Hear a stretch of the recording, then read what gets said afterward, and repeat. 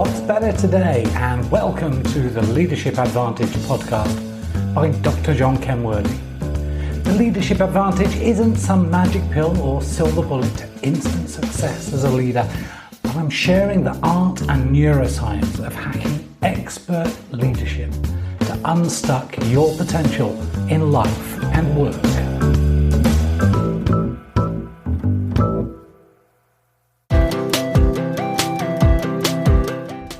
There's a lot of excitement about artificial intelligence, AI, and the potential for robots to autonomously make decisions about what gets done, how it gets done, and who does it.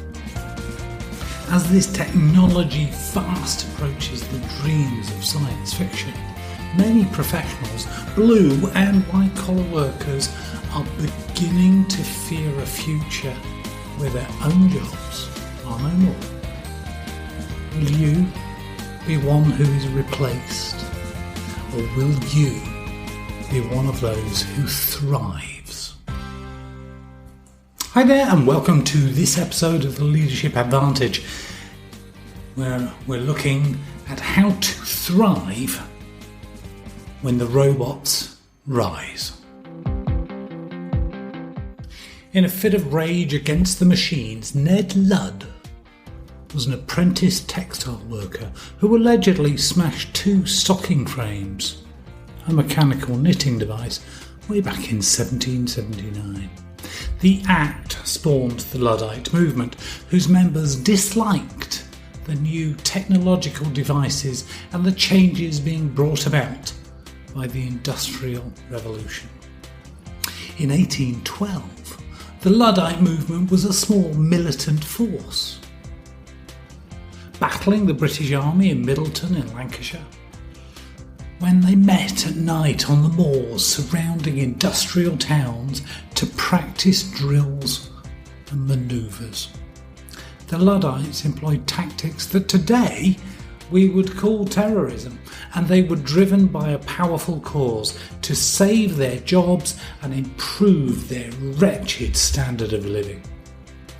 And they blamed the new machines in large part for their suffering.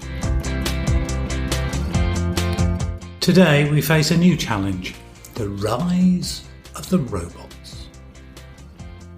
Technological advances in the 19th and 20th centuries mainly displaced uneducated labourers. Today, we are seeing technology increasingly threaten skilled workers' jobs as well. Today, you may well have good reason to be concerned about the rise of the robots.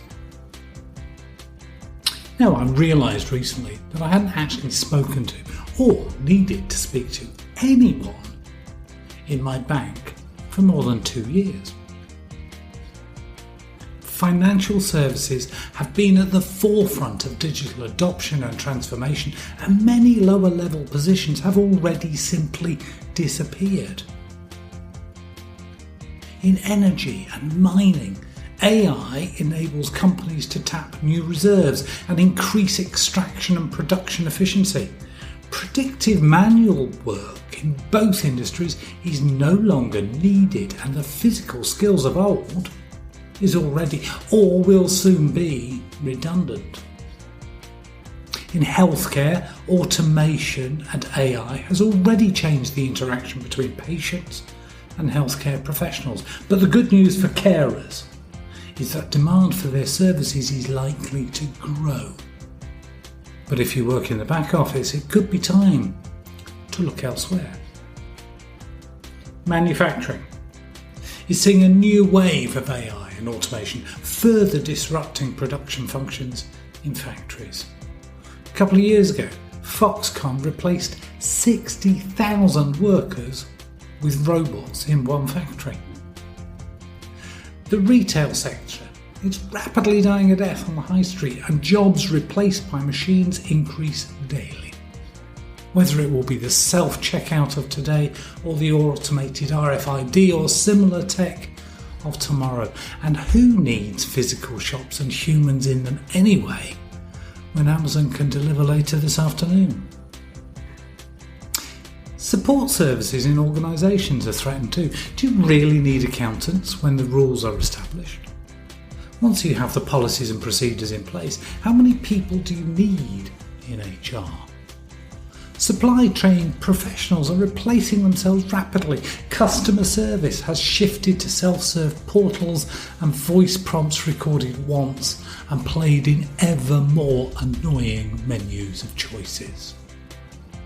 True, many other jobs open up, but with completely different skill requirements. Cybersecurity seems unlikely to stop growing. Indeed, half of the battle is against malevolent AI bots. The good news is that we'll still need humans to manage and lead and do the more complex cognitive thinking. For now, anyway. Sure, one day AI could evolve to higher levels of quasi-cognitive functioning and make better decisions than human managers and leaders. And there are things that you can do right now to significantly improve your value in the workplace. Something that machines are not so adept at, and that is to improve your communication skills. Warren Buffett famously told a group of MBA students that they could immediately improve their value by 50% in the workforce if they could improve their speaking skills. And that's improving your value against other humans, let alone the machines. Garry Kasparov, the world chess master and champion, who in spite of famously losing to IBM's Deep Blue supercomputer in 1997, is optimistic about humanity's superiority over machines. He says, machines have calculations, we have understanding.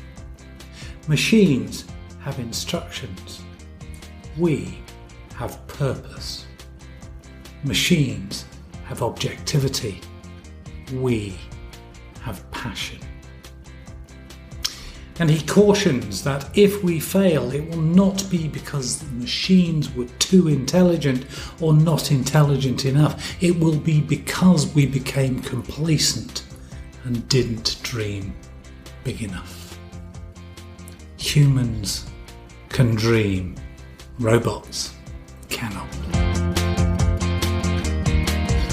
Your value in the workplace, whatever your role, is enhanced when you communicate well, when you can engage with clients, suppliers, peers, bosses, shareholders, community, and everyone else you impact. The rise of the robots is real. It's already happening. It may not be quite as cool as human-like avatars or as frightening as the Terminator, but it is happening. The people who will come out on top in this rise of the robots, those who enjoy meaningful work and greater success, will be those people who can communicate exceptionally well.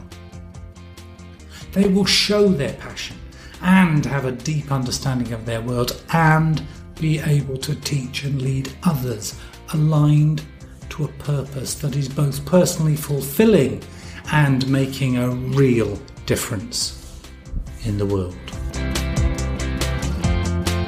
The Luddites were eventually crushed by the government after they took their cause to the level of destroying the machines, refusing to embrace the new technology, whilst the factory owners and the powers that be of the day refused to share the wealth that automation created for them. AI and the rise of robots is changing the way we work today and tomorrow.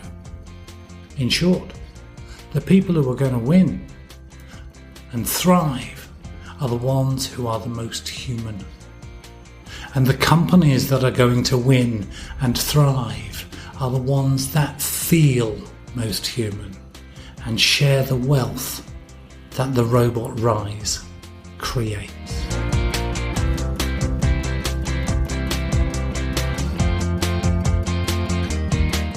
So how are you going to make sure that you thrive in the rise of the robots? you can go to the show notes. I've got a number of links to references that I've been looking at here, particularly Martin Ford's The Rise of the Robots, which is an excellent, if quite concerning, book about the potential future. And another excellent book, Humans Need Not Apply. You should look at that. And a number of the statistical areas, what jobs will still be around in 20 years from The Guardian and the McKinsey report. All are linked in the show notes. I'd love to hear from you. What you are doing, how robots, AI and automation are affecting your jobs today and what you suspect is going to happen in the future. Be greatly blessed. Bye for now.